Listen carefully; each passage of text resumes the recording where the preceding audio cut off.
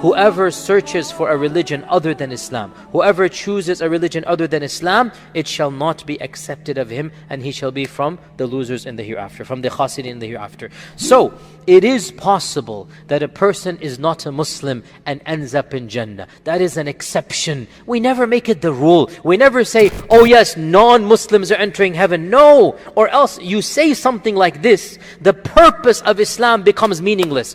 We said there are exceptions. How do we know there are exceptions? Firstly, Allah says in the Quran, لا يكلف الله نفسا إلا وسعها. And Allah says in the Quran, وَمَا كُنَّا مُعَذِّبِينَ حَتَّى نَبْعَثَ رَسُولًا. We will not punish anyone until the Prophet has been sent. And that's why our Prophet ﷺ said that whoever hears about me and then rejects me. Aha! So the one who doesn't hear about our Prophet ﷺ, or our scholars add to this, the one who doesn't hear correctly, i.e., he had a very negative image of Islam and he didn't know what Islam was, he never read the books of Islam, he never met a Muslim. So this person, what is his fate? Do we automatically say they're going to go to Jannah, which is what some of our previous scholars said? That is also not very logical, because if the one who doesn't know Islam automatically enters Jannah, and you are a Muslim and you meet this person, why should you give him da'wah when automatically he's entering Jannah? Think about it like that. This also doesn't make any sense. Some of our scholars said this, but it makes no sense. The correct position is mentioned in the hadith in Musnad Imam Ahmad, that our Prophet ﷺ said, there will be 4 people on the Day of Judgment.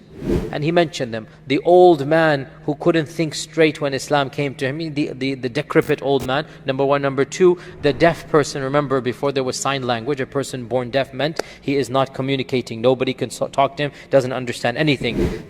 Helen Keller inventing sign language changed the whole world for that group of people and allowed them to communicate. Otherwise, for centuries and centuries, a person born deaf could not communicate with anything, and so there was as if they were living in a different dimension. So the one born deaf and the one born between 2 prophets, Ahl al-Fatra, right? And the one the no prophet was sent to. So the Prophet mentioned categories. They will say to Allah on Judgment Day, oh Allah, it's not our fault. And each one will give an excuse. So Allah will say, what if I had sent you a prophet and you saw the prophet? Would you have believed in him? Of course, on Judgment Day, what will they say? Yes, of course. So Allah will say, I will test you. Then Allah will send an angel, and the angel will have something that looks like fire, and they will recognize him to be from Allah as an angel. And the angel will say, if you truly believe in Allah, jump into this. And so those who trust Allah and jump in will be saved by Allah and enter Jannah, and those who don't will have rejected. The point is, there will be a test on Judgment Day for those people.